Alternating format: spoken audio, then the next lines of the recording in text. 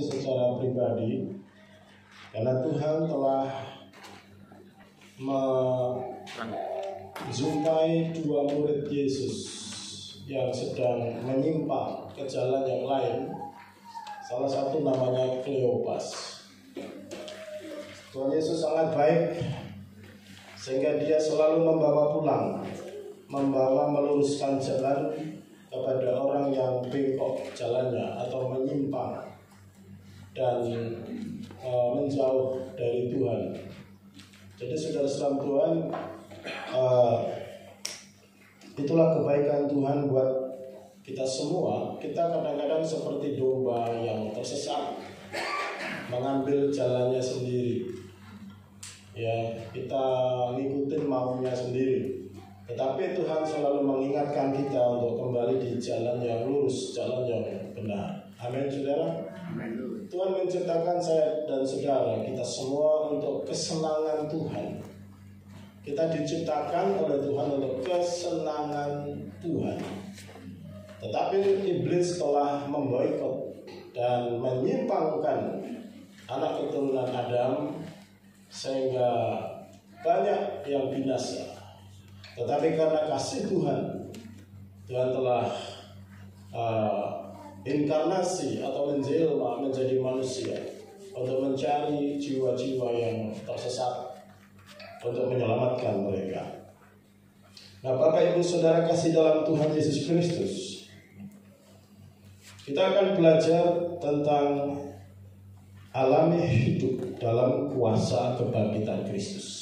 Jadi pagi hari ini saya akan menyampaikan salah satu perikop yang sangat penting, yaitu dari Yohanes pasal 21 ayat 1 sampai ayat yang ke-14. Sebenarnya pembacaan kita bisa baca sampai ayat 17. Saya akan beri tema yaitu alami hidup dalam kuasa kebangkitan Yesus. Katakan bersama saya, alami hidup dalam kuasa kebangkitan Kristus. Mari kita baca bersama-sama Yohanes 21 ayat 1 sampai ayat 17. Judulnya adalah Yesus menampakkan diri kepada murid-muridnya di pantai Danau Tiberias. 1-3. Kemudian Yesus menampakkan diri lagi kepada murid-muridnya di pantai Danau Tiberias. Dan dia menampakkan diri sebagai berikut. Di pantai itu berkumpul Simon Petrus, Thomas yang disebut Didimus, Natanael dari Kana yang di Galilea, anak-anak Zebedeus dan dua orang muridnya yang baik. Kata Simon Petrus kepada mereka, "Aku menangkap ikan." Kata mereka kepadanya, "Kami pergi juga dengan engkau." Mereka berangkat dan naik ke perahu. Tetapi malam itu mereka tidak menangkap apa-apa. Ketika hari mulai siang, Yesus berdiri di pantai, akan tetapi murid-murid itu tidak tahu bahwa itu adalah Yesus. Kata Yesus kepada mereka, "Hai anak-anak, adakah kamu mempunyai lauk?" Jawab mereka, "Tidak ada." Maka kata Yesus kepada mereka, "Tebarkanlah jalamu di sebelah kanan perahu, maka kamu beroleh." Lalu mereka menebarkan, dan mereka tidak dapat menariknya lagi karena banyaknya ikan. Maka murid yang dikasih Yesus itu berkata kepada Petrus, "Itu Tuhan." Ketika Petrus mendengar bahwa itu adalah Tuhan, maka mengenakan pakaiannya sebab dia tidak berpakaian, lalu terjun ke dalam danau. Murid-murid yang lain datang dengan perahu karena mereka tidak jauh dari danau, hanya kira-kira 200 hasta saja, dan mereka menilai jala yang penuh ikan itu. Ketika mereka tiba di darat, mereka melihat api arang dan di atasnya ikan dan roti. Kata Yesus kepada mereka, "Bawalah beberapa ikan yang baru kamu tangkap itu." Simon Petrus naik ke perahu lalu jalan ke darat. Penuh ikan-ikan besar, 153 ekor banyaknya, dan sungguh sebanyak itu jala itu tidak goyah. Kata Yesus kepada mereka, "Marilah dan sarapan." Tidak ada di antara murid-murid itu yang berani bertanya kepadanya, "Siapakah engkau?" Sebab mereka tahu bahwa Dia adalah Tuhan. Yesus maju depan mengambil roti dan memberikannya kepada mereka. Demikian juga itu. Itulah ketiga kalinya Yesus menampakkan diri kepada murid-muridnya. dari antara orang mati. Sesudah sarapan, Yesus berkata kepada Simon Petrus, "Simon, anak Yohanes, apakah engkau mengasihi aku lebih daripada mereka ini?" Jawab Petrus kepadanya, "Benar Tuhan, engkau tahu aku mengasihi engkau." Kata Yesus kepadanya, "Gembalakanlah domba-dombaku." Kata Yesus pula kepadanya untuk kedua kalinya, "Simon, anak Yohanes, apakah engkau mengasihi aku?" Jawab Petrus kepadanya, "Benar Tuhan, engkau tahu bahwa aku mengasihi engkau." Gembalakanlah domba-dombaku. Kata Yesus kepadanya untuk ketiga kalinya, "Simon, anak Yohanes, apakah engkau mengasihi aku?" Maka sedih hati Petrus karena Yesus berkata untuk ketiga kalinya, "Apakah engkau mengasihi aku?" Dan dia berkata kepadanya, "Tuhan, engkau tahu segala sesuatu. Engkau tahu bahwa aku mengasihi engkau." Kata Yesus kepadanya, "Gembalakanlah domba-dombaku." Amin. Bapak Ibu Saudara yang dikasihi Tuhan, saya akan menyampaikan dari perikop bacaan firman Tuhan dengan dua pesan yang sangat penting, apa yang menjadi perhatian kita semua, yang perlu menjadi perhatian kita semua dari peristiwa Yesus menampakkan diri kepada murid-murid. Ya, ini menjadi pesan yang sangat penting di tengah dunia di mana kita hidup saat ini. Saudara kasih dalam Tuhan, dalam berita yang terakhir, saya mengikuti perkembangan global, saudara, karena saya ada berita-berita luar negeri secara langsung dalam bahasa Inggris. Saudara salam Tuhan, kemudian juga via internet. Sebenarnya dunia sedang memasuki babak baru yang belum pernah terjadi. Saudara salam Tuhan, yang dalam istilah dalam istilah pemerintahan politik itu disebut tripolar, yaitu adanya tiga kekuatan dunia ini, saudara. Saudara, ada tiga negara yang punya kekuatan yang luar biasa, baik ekonomi, baik politik, baik militer, persenjataan. Dan dunia ini negara-negara tidak bisa berdiri sendiri, semua sangat bergantung. Secara ekonomi sangat bergantung. Maka peristiwa yang terjadi kepada tiga negara ini akan membawa krisis dunia ini, akan membawa dampak yang luar biasa di tengah dunia ini. Saudara kasih dalam Tuhan, negara itu adalah negara-negara Eropa, negara Amerika, itu negara Kristen yang memakai yang disebut dengan membangun negaranya berdasarkan nilai-nilai Alkitab. Mereka diberikan kepintaran oleh Tuhan, diberikan kecerdasan, sehingga dari negara itu menemukan banyak sekali ilmu pengetahuan. Saudara salam Tuhan. Kemudian Rusia sekarang ini. Kemudian ada satu negara yang besar jumlah penduduknya 1,3 miliar, yaitu negara Cina. Saudara, apa yang terjadi dengan tiga negara ini mempengaruhi seluruh dunia ini. Jadi Tuhan itu sedang mengawasi. Mengapa saudara salam Tuhan? Karena dunia ini akan sangat dengan mudah mengalami krisis yang begitu hebat. Karena kerakusan manusia, karena keberdosaan manusia, karena perebutan kekuatan, karena kekhawatiran. Negara yang khawatir dia akan berusaha menguasai dunia, saudara salam Tuhan. Dan itu negara-negara yang punya senjata nuklir. Nah, itu satu hal, saudara. Jadi kalau kita lihat, saudara, di dalam firman Tuhan, menjelang kedatangan Tuhan Yesus yang kedua kali, ya, maka akan ada krisis secara ekonomi, secara luar biasa. Ada krisis penyakit, wabah. Dan kalau Bapak Ibu Saudara sebagai jemaat membaca, ini saat ini sedang digenapi firman Tuhan itu. Yang mengerti kata-kata. Penggenapan itu sedang terjadi. Ya. Jadi sudah saudara, semua yang terjadi, yang akan terjadi sudah ditulis dalam Alkitab. Para teolog menyelidiki semuanya itu. Para ilmuwan menyelidiki semuanya itu. Sudah Tuhan beritahu. Ada kitab Daniel, ada kitab-kitab tentang apokaliptik, yaitu tentang hari akhir, termasuk yang ditulis oleh Rasul Yohanes yang menulis Injil Yohanes ini, yaitu kitab Wahyu. Bagaimana Tuhan Yesus nanti akan datang yang kedua kali. Ketika manusia mengalami krisis yang terakhir, krisis yang paling hebat, dan mereka angkat tangan tidak bisa mengatasi karena human error, kesalahan manusia. Saudara salam Tuhan, hanya Tuhan yang bisa menolong. Oleh sebab itu, saudara kasih dalam Tuhan Yesus Kristus. Kemudian berita ini, saudara, harus menjadikan jemaat gereja mengerti. Maka gereja harus tahu keadaan zaman, tanda-tanda zaman. Gereja juga harus tahu pesan-pesan Tuhan di dalam kitab suci. Teks suci ini harus diperhatikan, supaya kita jangan menyeleweng seperti Kleopas, jangan sesat seperti Yudas, meninggalkan Yesus dan akan binasa. Oleh sebab itu, sudah salam Tuhan, juga kita perlu perhatikan krisis ekonomi. Baru-baru saja kita mendengar berita yang terakhir, bukan hanya di Indonesia, saudara, yang namanya krisis minyak goreng. Sebenarnya krisis minyak goreng ini sudah menghantam seluruh global dunia. Luar negeri mereka banyak menggunakan bunga matahari menjadi minyak, itu lebih mahal. Tapi setelah perang Rusia dan Korea, mereka mengalami kesulitan dan harganya naik sampai 23-40%. Dan itu mengguncang ekonomi dunia. Semua mengalami krisis. Berita yang kita ikuti, saudara salam Tuhan. Apalagi Indonesia melarang ekspor ke luar negeri minyak goreng, CPO, bahan mentah. Saudara dalam Tuhan, ini yang terjadi.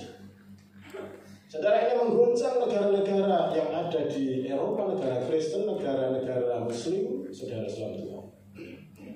Bahkan negara-negara yang kafir, yang tidak mengenal, ya, yang mereka punya yang sekuler, digonceng semua. Kalau kita perhatikan Alkitab, Tuhan berfirman bahwa Tuhan akan menghakimi umatnya terlebih dahulu. Saat ini, saudara, Tuhan sedang menghakimi barisan negara-negara yang tandanya adalah salib. Karena mereka banyak yang meninggalkan Yesus karena terlalu makmur. Perhatikan, saudara, kalau engkau makmur, engkau banyak duit, engkau bisa meninggalkan Tuhan. Banyak orang yang banyak duitnya malah meninggalkan Tuhan. Tapi banyak orang yang juga miskin di negara-negara miskin, mereka juga banyak yang menyembah berhala, meninggalkan Tuhan. Saudara, karena tidak kuat dengan kemiskinannya. Oleh sebab itu, saudara, dunia sedang mengalami krisis. Maka pesan Tuhan di Paskah ada. Gereja yang hidup mengerti kuasa kebangkitan Kristus, dia tidak akan mengalami krisis. Yang mengerti kata-kata. Umat Tuhan yang hidup dalam kuasa kebangkitan Kristus tidak akan mengalami krisis, tetap dalam pemeliharaan Tuhan. Maka di sini iman gereja, iman umat Tuhan kepada Yesus tidak boleh goyah dan tidak boleh goncang. Saudara, murid-murid Yesus itu mengalami kegoncangan. Ini menjadi pelajaran bagi kita. Kalau kita baca di dalam teks firman Tuhan ini, Petrus yang 3,5 tahun dididik langsung oleh Tuhan Yesus, dan murid-muridnya, ketika Yesus mati, mereka terguncang. Ketika Yesus menderita, mereka terguncang. Dan beberapa murid mereka menyimpang dari jalan yang benar. Dan kan saudara lihat di dalam firman Tuhan ini, saudara, Petrus dan murid-muridnya, mereka memutuskan yang disebut sebagai murid Yesus. Mereka memutuskan untuk kembali kepada pekerjaan yang lama, yaitu tidak menjadi murid Yesus lagi.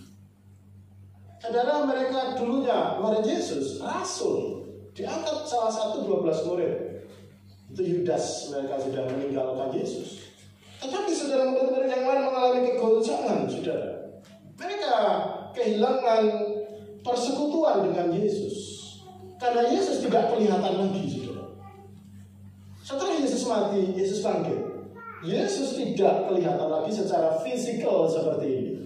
Selama 3,5 tahun, mereka melihat Yesus, mata Yesus, menjamah tangan Yesus, merasakan kehadiran Yesus. Mereka merasa aman dan nyaman, saudara.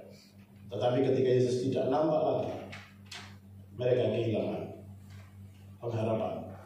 Banyak orang Kristen karena tidak bisa melihat Yesus secara fisik. Saya kasih tahu saudara, Yesus pernah berkata, berbahagialah engkau yang tidak melihat, namun engkau percaya.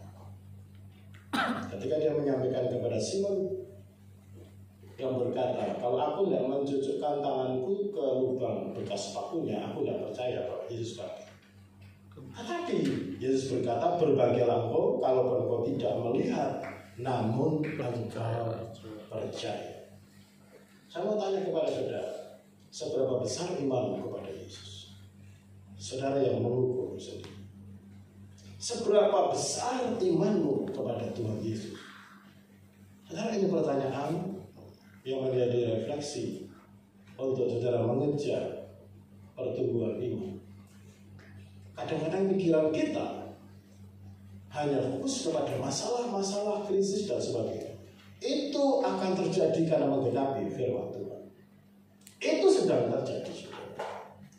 Oleh sebab itu saudara selalu Tuhan, kalau kita perhatikan, di sini Tuhan Yesus mengajar kepada kita agar kita hidup dalam kuasa Tuhan. Setelah Yesus bangkit, saudara bisa membuktikan sendiri, tidak ada orang yang bisa melawan kematian yang pernah hidup di dunia ini. Dari sejak Adam sampai hari ini, ketika kematian itu datang menjemput, tidak ada orang yang bisa melawan. Yang kedua saudara, tidak ada orang yang bisa hidup atau bangkit dari kematian sejak dari Adam dan Hawa sampai hari ini, kalau tidak ada kuasa dari Tuhan. Kematian adalah misteri. Dunia kematian adalah misteri. Apa yang kita lihat bukanlah misteri, tapi banyak orang yang masih misteri dengan apa yang kelihatannya. Karena orang memahami hanya sebatas apa yang dilihatnya, apa yang bisa diraba. Kalau saya pegang perut, saudara pegang perut karena saudara lapar. Saudara merasakan itu lapar. Saudara cari obat karena saudara merasakan ada bagian tubuh yang sakit. Tapi saudara, ada banyak misteri dalam hidup ini. Salah satunya kematian. Tetapi Alkitab ini menyingkapkan segala rahasia itu, saudara. Yang mengerti kata-kata. Jadi orang yang selalu mengerti, belajar firman Tuhan, imannya mereka akan senantiasa kuat dalam menghadapi segala penderitaan dalam kehidupan atau tantangan di dalam kehidupan. Saudara, di sini kita melihat ya, pesan yang pertama yang perlu kita perhatikan dari peristiwa ini, bahwa Yesus berkuasa mencukupi kebutuhan dasar, kebutuhan pokok kepada orang yang percaya sekalipun di tengah krisis. Yang mengerti kata-kata. Saudara punya kebutuhan dasar. Maaf kata, kita punya anjing banyak di rumah, saudara. Mereka setiap hari ada biayanya. Setiap kita hidup punya biaya, ada kebutuhan. Nah saudara, itulah yang hebatnya saudara. Tuhan Yesus itu juga memikirkan kebutuhan dasar kita, saudara. Kebutuhan makan dan minum kita. Tuhan Yesus ketika dia datang kepada murid-muridnya, dia menampakkan diri yang ketiga kalinya, saudara. Murid-muridnya sudah kehilangan arah dalam hidupnya.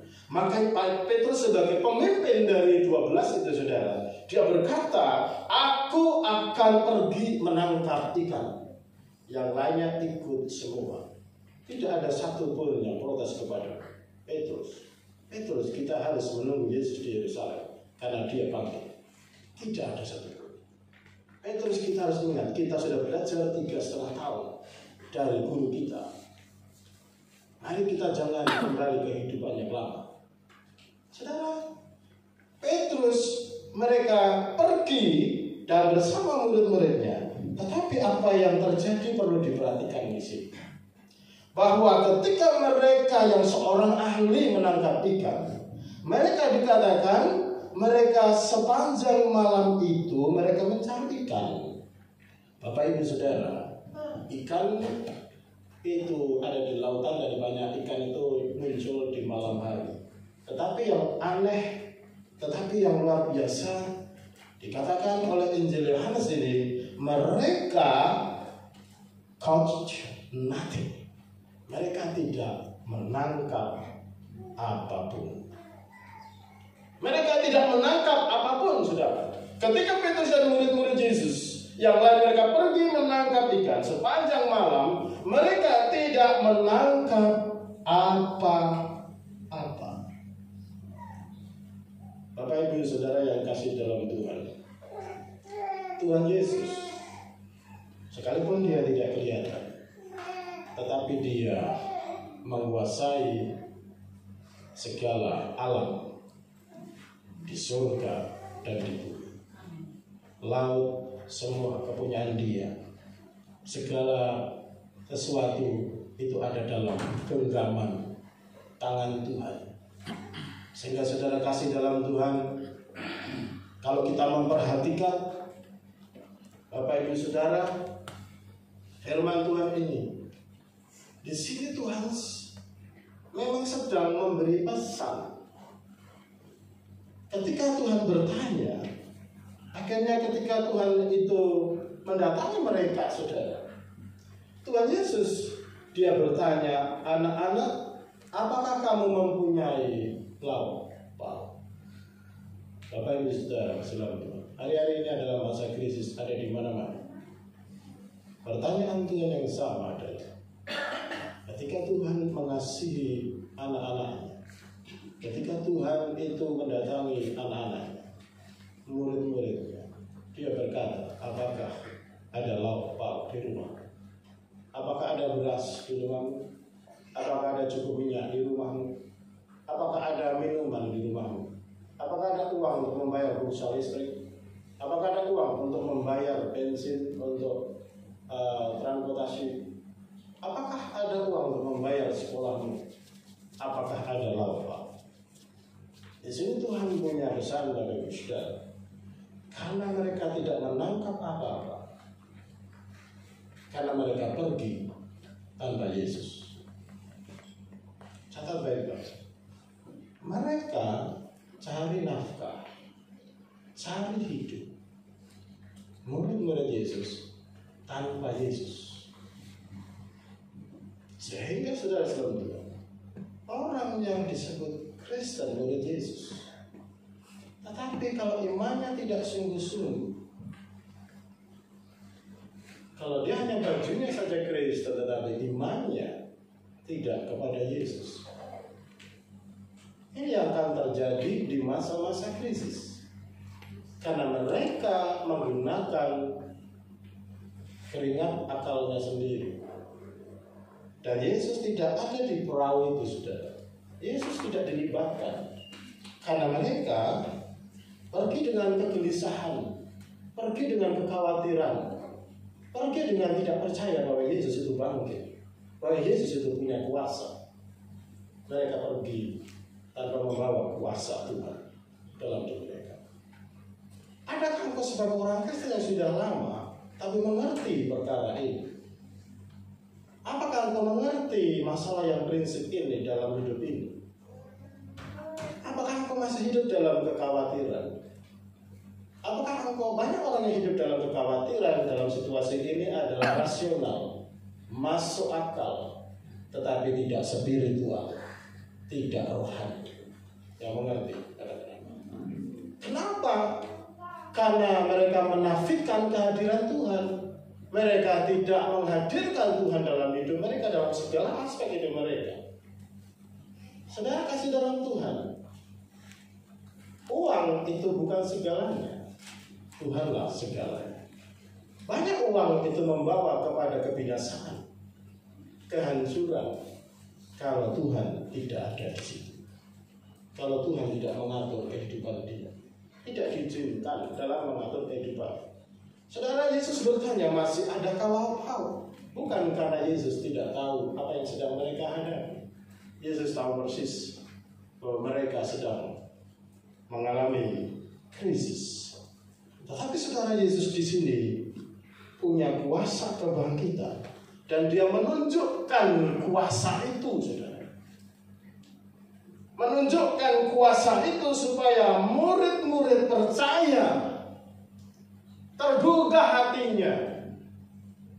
Dia berkata, memberi perintah, tebarkan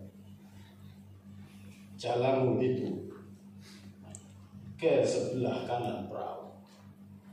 Siang hari sudah, sebenarnya ikan tidak ada. Ikan itu masuk ke laut dalam, tapi mereka sudah menepi, sudah di pantai sudah. Tetapi Tuhan itu bisa menggerakkan berkat, rezeki dari seluruh dunia, saudara. Itu ada dalam genggaman Dia. Yang mengerti, katakan amin. Semua tunduk kepada Yesus, karena Dia Mesias, Dia Tuhan, Dia yang menciptakan segala sesuatu. Ditulis di dalam kitab Kolose, Dia adalah Allah sendiri.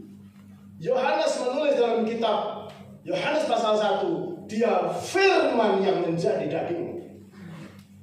Dia bukan sekedar nabi atau manusia biasa. Dia memerintahkan semua rezeki atau ikan itu di sebelah kanan perahu. 153 ekor ikan besar. Dan ketika mereka menangkap, saudara, jaring itu penuh dengan ikan besar-besar. Saudara salam Tuhan, dikatakan sebanyak itu tetapi tidak koyak. Ada 153 ekor ikan besar, bukan ikan teri, bukan ikan kecil, ikan besar. Saudara, katakan ikan besar. Ikan besar. Berkatku besar. Berkatku besar. Amin. Bukan ikan kecil-kecil. Tuhan Yesus kalau memberkati itu banyak. Amin. Tapi imanmu kecil atau besar? Karena di sini kita perlu melihat. Di sini Tuhan Yesus Dia memerintahkan 153 ekor ikan, dan saudara, murid-murid itu terkaget, terkejut melihat banyaknya ikan yang begitu luar biasa. Bapak Ibu Saudara, perlu kita renungkan bersama-sama. Rezeki itu di tangan Tuhan. Jodoh, nasib saudara, ya, kehidupan masa depan saudara, itu ada di tangan Yesus. Amin. Amin. Ada di tangan Yesus. Amin, saudara. Amin. Ya. Katakan yes. Yes. Tuhan itu sudah menyediakan. Tuhan itu sudah mengatur. Tapi persoalannya iman saudara, ya, tumbuh atau tidak sama Tuhan, percaya tidak sama Tuhan dalam kehidupan ini, ya. Karena keraguan itu menggagalkan. Keraguan itu sering memperlambat. Tuhan tidak suka dengan orang yang ragu. Tuhan suka dengan orang yang taat. Murid-murid ini disuruh menyebarkan ke sebelah kanan. Taat. Katakan taat. Taat. Kalau mereka bertanya, apa benar ini siang hari Tuhan? Ini siang hari. Saudara, banyak orang Kristen dalam perkara rohani, mereka masih bertawa-tawa. Saya masih ini, saya masih ini, saya masih ini. Tidak mau cepat-cepat sama Yesus. Bapak Ibu Saudara kasih dalam Tuhan. Pertanyaan dalam hidup saya, saudara, ya, apakah saudara selalu menyertakan Yesus dalam hidup saudara? Apakah doa saudara adalah doa yang sungguh-sungguh kepada Tuhan? Apakah saudara punya persekutuan yang kuat dengan Tuhan, dengan firman-Nya?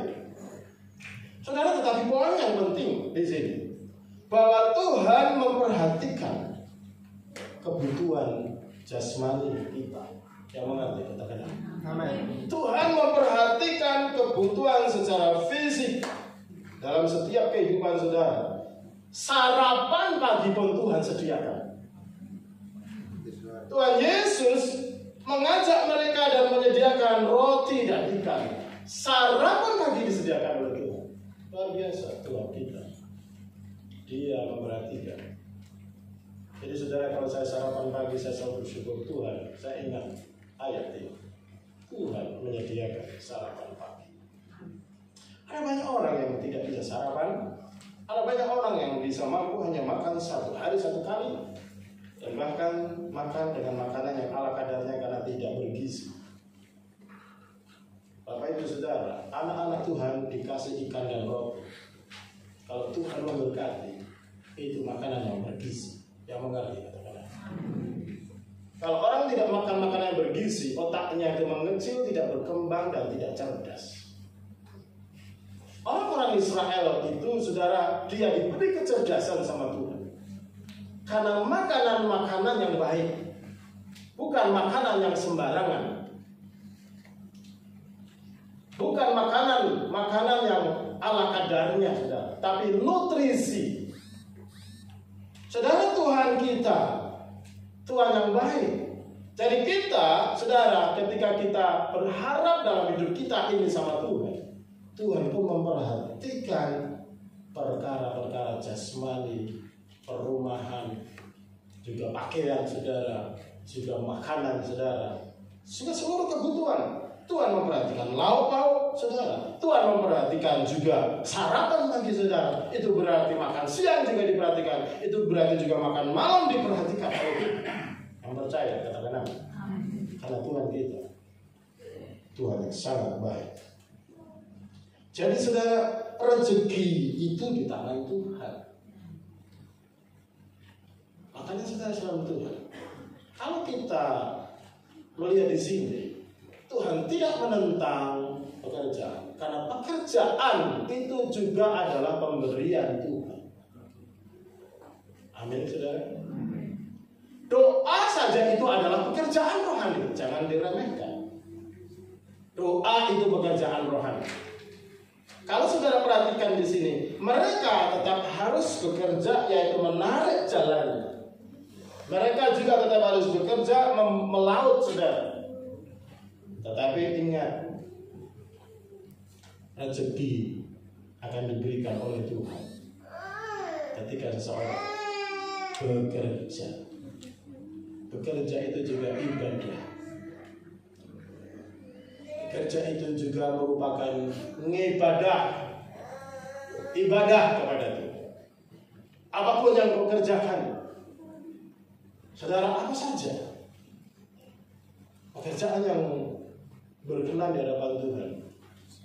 Memang ada pekerjaan setan, tapi ada pekerjaan Tuhan.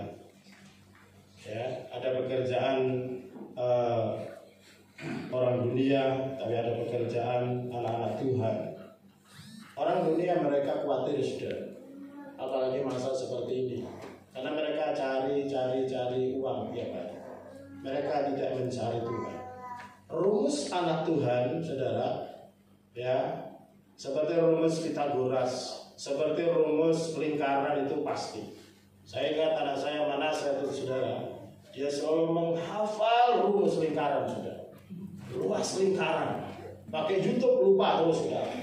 Ya, tulis, ditanya lewat online, ya, kemudian menggarap soal. Ada rumusnya lingkaran itu. Ya, mungkin ada di sini yang ingat.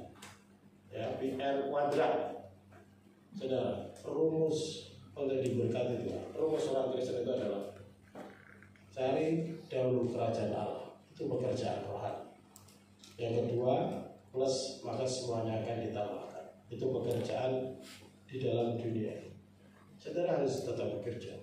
Jangan menjadi anak yang malas, menjadi orang yang malas, tidak kreatif, tidak menggunakan potensi yang Tuhan berikan. Kita diberi kepada Tuhan kesempatan oleh Tuhan untuk bersekolah, untuk bekerja, untuk mendidik keluarga, untuk mempersiapkan masa depan anak-anak. Saudara, itu seperti jaring dan perahu. Saudara-saudara Tuhan. Tetapi kesuksesan, berkat, rezeki itu datangnya dari Yesus yang sudah bangkit, yang mengerti kata-kata. Jadi orang yang hidup dalam kuasa kebangkitan, saudara, dia akan mengalami kecukupan penyediaan Tuhan di dalam segala hal di masa krisis seperti ini, saudara.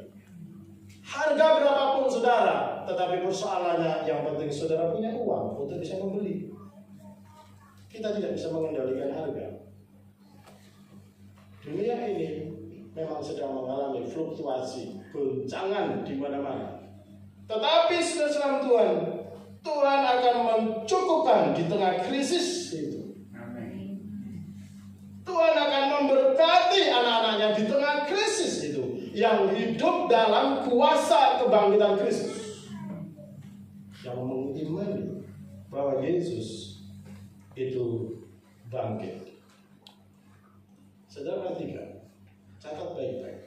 Jika Yesus tidak hadir dalam hidup, maka engkau akan mengalami yang namanya catch nothing. Hidup ini tidak ada, menjadi hampa. Hidup ini menjadi krisis. Hidup ini menjadi tidak menangkap apa-apa, tidak menangkap apa yang kita buru. Setiap saudara sedang memburu sesuatu, tapi saudara, pesan firman Tuhan seperti Paulus, aku melupakan diri yang di belakangku dan aku mengejar apa yang di depanku, yaitu mengenal Kristus, memburu Tuhan. Kalau engkau mencari Tuhan sungguh-sungguh di masa-masa yang seperti ini, engkau menomorsatukan Tuhan, maka Tuhan akan memperhatikan hidupmu. Ketika engkau mengalami kesusahan, saudara lihat, Maria, Marta adalah orang yang melayani. Lihat ketika saudaranya sakit, yaitu Lazarus, Tuhan membuat sesuatu yang spektakuler dalam hidup. Memang Maria sempat mengalami krisis yang begitu hebat karena sampai saudaranya meninggal.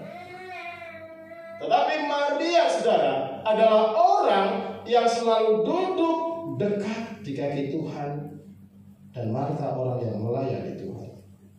Nah, saudara, kuasa kebangkitan itu hadir dalam kehidupan mereka, keluarga ini, keluarga Maria, sehingga mereka mengalami kemuliaan. Saudara, jadi pesan Tuhan yang pertama ini, bahwa Yesus berkuasa mencukupi kebutuhan pokok saudara. Pesannya adalah supaya saudara taat dan jangan meninggalkan persekutuan dalam rumah tanggamu, dalam kehidupan pribadimu, dalam hati dan pikiranmu. Kita setiap hari selalu atau setiap minggu kita selalu diingatkan dengan lagu-lagu pujian yang membawa kita untuk mencintai Yesus. Tetapi apakah hari Senin sampai Sabtu saudara ingat dengan lagu itu? Apakah ingat bahwa saudara tetap cinta Yesus sepanjang hari-hari yang engkau lalui? Orang yang mencintai, dia akan membuktikan bahwa dia mencintai. Dia akan melayani Yesus, dia akan mentaati firman Yesus, dan Tuhan akan sediakan apa yang menjadi, karena Tuhan itu provider, dia menyediakan. Alam semesta dia topang. Apalagi anak-anak Tuhan, dia akan selalu pelihara. Yang percaya katakan amin. Haleluya, katakan yes. Pesan yang kedua, saudara, selalu Tuhan. Jadi yang pertama kita harus taat dan bersekutu dengan Tuhan. Pesan yang kedua, saudara, bahwa Yesus juga peduli dengan kebutuhan rohani umatnya. Bapak Ibu Saudara perhatikan, bagian yang kedua adalah setelah Yesus memberi makan kepada mereka, Yesus bertanya kepada Simon. 3 kali Simon ditanya oleh Yesus, sampai Simon tidak enak hati. Kata 3 kali itu berarti sangat penting. Dan pertanyaannya, Simon, apakah engkau mengasihi aku lebih daripada mereka? Bapak Ibu Saudara, Simon menjawab, Tuhan, benar engkau tahu aku mengasihi engkau. Kalau begitu, gembalakanlah domba-dombaku. Saudara, Yesus menanyakan ini 3 kali kepada Simon Petrus. Karena Petrus juga menyangkal Yesus 3 kali. Merasa tidak kenal Yesus 3 kali. Dan kata 3 kali berarti menunjukkan signifikan dan pentingnya perintah itu. Dan Yesus berpesan, kalau engkau mengasihi, gembalakanlah domba-domba. Dalam bahasa Inggris dikatakan feed my sheep. Feeding berarti memberi makan, saudara. Tetapi di dalam ayat ini yang dimaksud Yesus adalah memberi makan secara rohani. Memberi makan secara spiritual. Bapak Ibu Saudara kasih dalam Tuhan Yesus, pernyataan Yesus ini meminta Petrus kalau memang mengasihinya, maka feed atau memberi makan secara rohani. Yang bagian pertama, Yesus memperhatikan kepentingan umatnya, yaitu kepentingan secara jasmani. Kalau saudara perhatikan bagian yang kedua, Yesus memperhatikan kepentingan rohani daripada umatnya.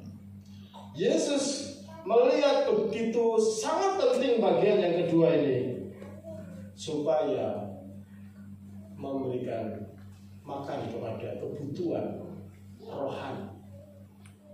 Bapak Ibu Saudara kasih dalam Tuhan, Yesus pernah berkata, aku datang untuk memberi hidup, dan hidup dalam segala kelimpahan.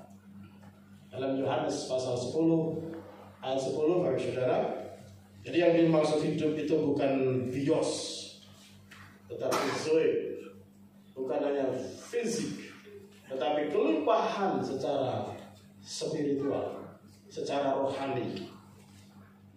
Mengapa Bapak Saudara? Ketika kita melihat, memperhatikan apa yang Yesus pernah ajarkan, manusia kebutuhannya itu bukan hanya secara jasmani. Yesus pernah berkata ketika digoda oleh iblis, Yesus berkata, manusia hidup bukan dari roti saja. Di dalam Matius pasal yang keempat, ayat yang keempat, saudara, manusia hidup bukan dari roti saja. Bapak Ibu Saudara salam Tuhan, ini adalah satu hal yang sangat diperhatikan. Bagaimana Yesus sangat concern dengan kebutuhan rohani kita. Tetapi persoalannya, apakah saudara memperhatikan kebutuhan rohani saudara? Apakah saudara juga memperhatikan kebutuhan rohani, kebutuhan spiritual, yaitu makanan rohani, bukan hanya makanan jasmani. Banyak orang hanya memperhatikan makanan jasmani. Banyak orang hanya hidup untuk mengejar dunia saudara. Ini kita renungkan, apalagi di hari-hari terakhir, seperti yang diperingatkan di dalam 2 Timotius pasal 3, bahwa pada hari-hari terakhir akan datang masa sukar, dan banyak orang itu mencintai dirinya sendiri, menjadi hamba uang. Ya saudara, ada istilah crazy rich, semua membutuhkan uang. Karena hidup ini saudara, ya memang itu cobaan, ya salah satu yang sangat tidak mudah. Tetapi saudara Tuhan, manusia, Yesus peringatkan saudara, manusia hidup bukan dari roti saja. Yang mengerti kata-kata. Kebutuhan kita sebenarnya saudara, juga kebutuhan spiritual kita, yaitu manusia roh kita, yaitu kebutuhan akan firman Tuhan. Oleh sebab itu saudara, di dalam 1 Petrus pasal 2 ayat yang kedua, kalau Bapak Ibu saudara perhatikan, saudara, 1 Petrus pasal 2 ayat yang kedua, mari kita baca bersama-sama. Ya, kita baca bersama-sama 1 Petrus pasal 2 ayat yang kedua. 1, 3. Dan jadilah sama seperti bayi yang baru lahir, yang selalu ingin akan air susu yang murni dan yang rohani, supaya olehnya kamu bertumbuh dan beroleh keselamatan. Jadi saudara, pesan firman Tuhan ini dengan jelas, jadilah sama seperti bayi yang baru lahir. Apa saudara? Bayi yang baru lahir, dia secara insting dia selalu rindu akan air susu ibunya, ASI, ya, supaya dia bertumbuh. Itu insting seorang bayi. Makanya firman Tuhan melalui Rasul Petrus dia mengatakan supaya kita menjadi seperti bayi yang baru lahir, yaitu rindu tentang air susu yang murni supaya kita bertumbuh. Bapak Ibu saudara, bagian yang sangat penting yang perlu kita perhatikan, saudara, bahwa kita harus memperhatikan manusia rohani, manusia roh. Dan itu tidak bisa dipuaskan dengan roti. Itu tidak bisa dipenuhi dengan ikan. Itu tidak bisa dipenuhi dengan soto, dengan sate, ya, dengan hamburger, dengan Pizza Hut, dan makanan-makanan yang enak yang lain. Saudara, itu tidak bisa memenuhi yang disebut dengan manusia rohani. Makanya saudara, di dalam peringatan Tuhan, di dalam kitab Amos pasal 8 ayat 11, sesungguhnya waktunya akan datang.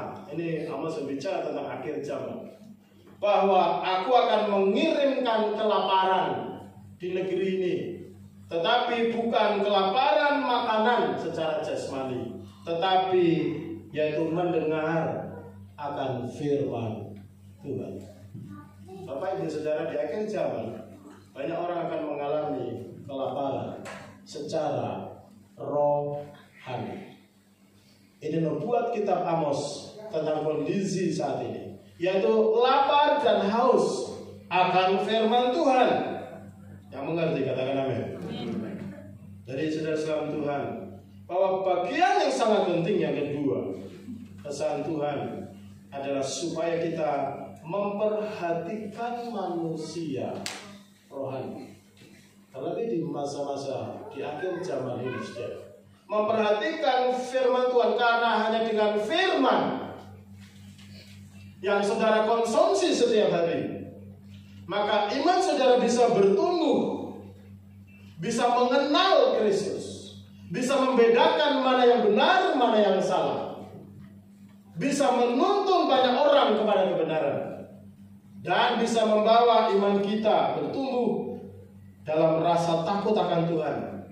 Ada rasa takut kepada Tuhan.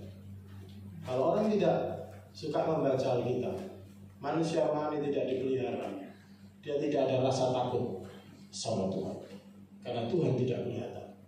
Dia bisa skip apa yang Tuhan kehendaki, ditabrak. Saudara sama Tuhan dibuat encer, saudara. Kebenaran firman Tuhan itu dibuat encer. Kalau saudara, coba kalau saudara minum Coca-Cola, ya saudara Coca-Cola banyak diskon mungkin. Saudara minum dengan kondisi yang asli seperti itu. Berbeda kalau saudara campur dengan air putih. Itu akan menjadi encer Coca-Cola. Saudara minum teh dengan gula 1 sendok, saudara, dengan teh, ya, dicampur di situ. Kemudian saudara kasih pakai gelas besar, dikasih air 1 liter, saudara, maka akan menjadi encer. Banyak orang Kristen yang mengencerkan firman Tuhan, tidak ketat memperhatikan firman Tuhan, kompromi dengan dosa. kompromi dengan prinsip firman Tuhan, sehingga mereka menjadi kurus karena kurang gizi secara rohani. Saudara mungkin badannya atletis karena dia suka gym, ya. Tetapi apakah manusia rohaninya atletis, kuat? Apakah dilatih? Tuhan kadang-kadang melatih melalui penderitaan. Tapi apakah saudara melihat penderitaan itu dari sudut pandang Tuhan? Atau hanya sudut pandang pikiran saudara sendiri? Saudara, suatu saat Yesus menegur banyak orang. Mengapa saudara? Di dalam Yohanes pasal 6 ayat 26 sampai 27. Ketika waktu itu Yesus sudah membuat mukjizat hanya dengan 5 ketul roti 2 ekor ikan. Ada 5.000 orang laki-laki mereka makan, saudara. Mukjizat terjadi. Dan mereka senang semuanya. Karena apa, saudara? Itu masih berlimpah. Banyak sekali, saudara. Sampai 12 bakul. Tetapi setelah itu mereka mencari Yesus lagi. Yesus menegur mereka, saudara. Saudara, ini perlu diperhatikan. Yesus menegur, sesungguhnya kamu mencari aku bukan karena melihat tanda-tanda, tetapi karena kamu makan roti dengan kenyang. Karena kamu makan roti dengan kenyang. Bekerjalah bukan untuk makanan yang dapat binasa, tetapi untuk makanan yang bertahan sampai hidup yang kekal. Bapak Ibu Saudara, kita perlu renungkan baik-baik apa yang Yesus katakan ini. Yesus memperhatikan kebutuhan jasmani kita. Tetapi catat baik-baik, Tuhan sangat concern memperhatikan apakah saudara memperhatikan manusia rohani saudara, atau saudara menelantarkan manusia rohani saudara. Saya bersyukur tadi pagi ada anak kecil namanya Denias dan Dede. Dia selalu datang kalau dari mau sekolah minggu, saudara. Dan datang dan dia minta Alkitab kepada saya. Belum dibaptis, tapi dia sudah minta Alkitab. Bukan minta roti. Memang roti ada, dia bagi. Tetapi dia minta Alkitab. Yang lainnya minta, tapi bacanya belum lancar, jangan dulu. Jadi saya kasih. Tolong jangan sampai rusak. Ya, dirawat baik-baik, dibaca, dirawat baik-baik. Bapak Ibu Saudara, dari Tuhan berbicara kepada murid-muridnya, juga berbicara kepada banyak orang di sini, juga menegur kita. Ketika kita cari Yesus hanya untuk cari berkat-Nya, maka Tuhan tahu isi hati saudara yang menyimpang. Dan Tuhan akan berkata, menegur saudara, kamu ikut saya bukan karena kamu mengasihi dan percaya kepada saya, atau percaya bahwa saya Mesias, tetapi karena makanan itu. Mari saudara, di tengah masa krisis yang manusia bisa tergoda untuk tidak memperhatikan perkara rohani, mengabaikan ibadah, mengabaikan persekutuan dengan Tuhan. Bapak Ibu Saudara, saya berdoa supaya jemaat mengerti apa yang menjadi isi hati Tuhan. Apa yang menjadi isi hati Tuhan? Dia lebih concern. Yang kedua juga, saudara, supaya kita mengalami persekutuan dengan Yesus yang sudah bangkit, bahwa Yesus adalah Mesias. Ketika murid bertanya apa yang dimaksud bekerja untuk hal-hal yang tidak binasa, yaitu percaya bahwa Yesus adalah Mesias. Percaya bahwa Yesus adalah anak Allah, menerima dia secara pribadi dan taat kepada firman-Nya. Yang mengerti kata-kata.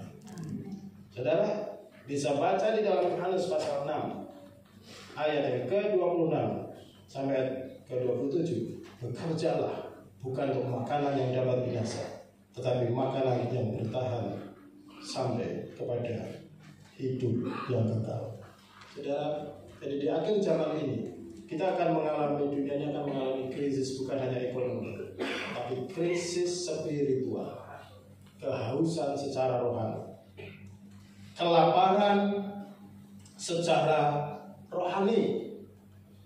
Memang dimulai dari kelaparan secara jasmani, saudara. Tapi sebenarnya orang yang bangkrut kerohaniannya, maka dia juga akan mengalami bangkrut secara jasmani. Saudara perhatikan baik-baik, karena Tuhan itu memelihara anak-anaknya yang selalu perhatikan. Amin, saudara. Tuhan memperhatikan setiap saudara, kebutuhan saudara. Tadi malam saudara ada anak yang kekasih, namanya Almendo, saudara. Ini cerita.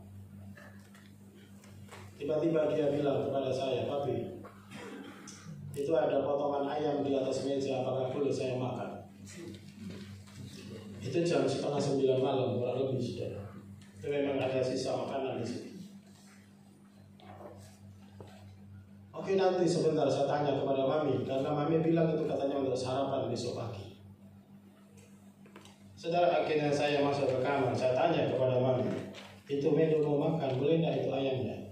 "Nggak usah, sudah malam." Jadi saya sampaikan, "Mendo, Mami tidak boleh karena sudah malam." Kamu tak? Dia mulai wajahnya berubah, saudara, karena dia rupanya lapar. Langsung dia jalan sana sini. Hati saya jadi terganggu, saudara. Akhirnya saya cari roti tawar saya. Saya ambil, "Mendo, udah kamu makan ini aja. Karena itu ikan itu, ayam itu untuk Mami besok pagi." Dia terima tanpa ekspresi sukacita. Wajah tetap murah. Terus dia langsung, saya di meja itu, dia langsung ke depan. Pasti ada sesuatu ini, saudara. Akhirnya dia di depan, saudara. Dia begini ini di atas meja, saudara. Roti yang enak itu ditelantarkan, ditaruh di atas meja, dan dia air matanya keluar.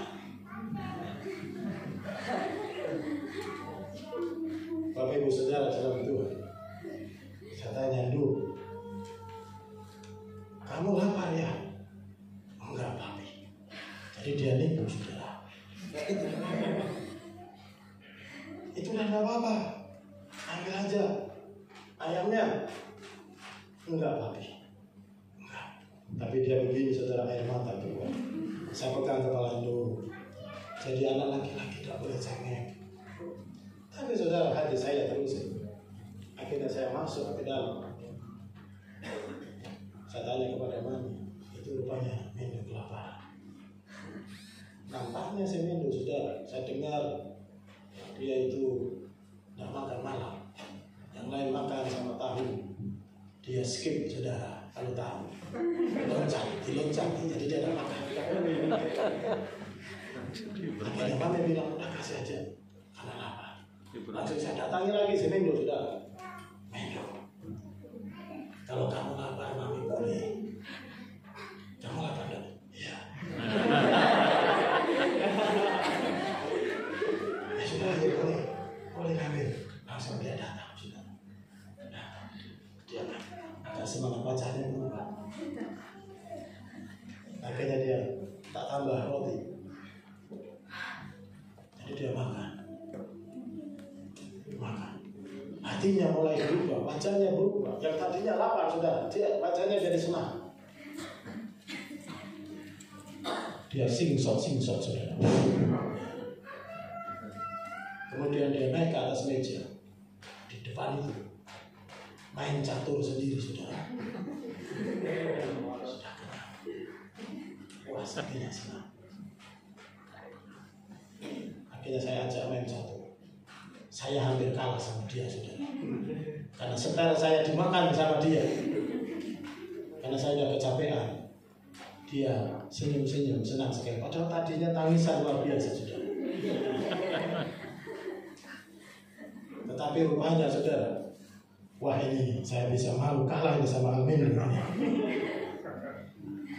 Saya dalam hati mengumatin, semoga dia agak lalai dikit. Betul, saudara. Akhirnya dia lalai, saudara. Akhirnya dia kesekak setir sama saya pakai kuda, saudara. Setir dia juga kemakan, saudara. Akhirnya dia senyum-senyum ketawa dan agak kecewa. Dan akhirnya dia terakhir tinggal satu raja dan terpojok dan mati, saudara. Bapak, Ibu, saudara sekalian Tuhan, kelaparan di dunia ini bukan hanya jasmani. Saat ini sedang mengalami kelaparan rohani.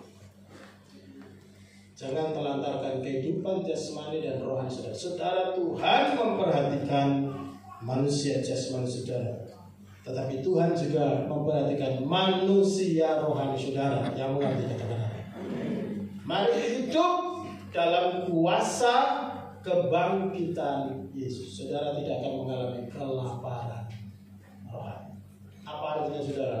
Hidup dengan anugerah, mujizat setiap hari. Kebutuhan saudara apa hari-hari?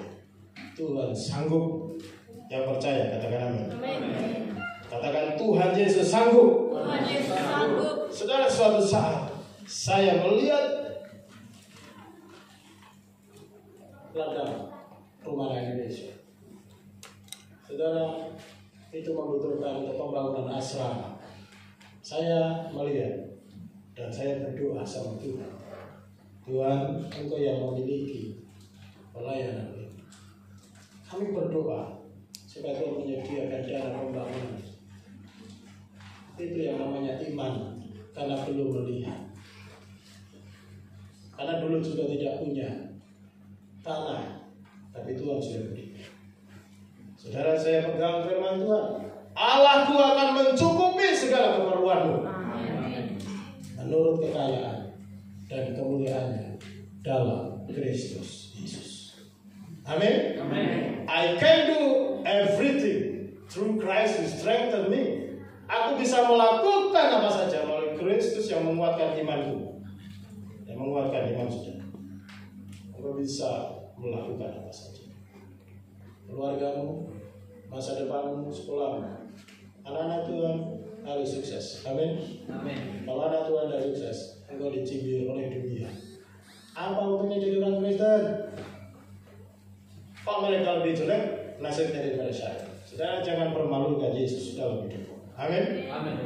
Karena Tuhan Yesus itu Maha Kuasa. Kuasa kebangkitannya akan memberkati kehidupan saudara. Katakan amin. Haleluya. Salam kanan kiri, mari hidup dalam kuasa kebangkitan Yesus. Saya mengundang beberapa hamba Tuhan yang melayani perjamuan kudus. Saudara, mari masuk ke depan. Mari jemaat